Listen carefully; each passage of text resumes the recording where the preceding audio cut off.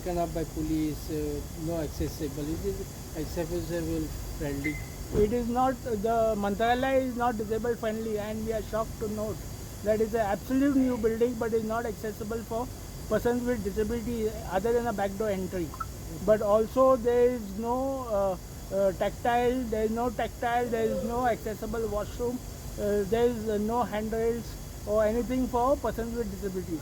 So we hope that the government will look into this matter, because it's a blatant violation of the rights of persons with disabilities, and the government should have made the Mantralaya accessible, because persons with disabilities are also coming to the Mantralaya.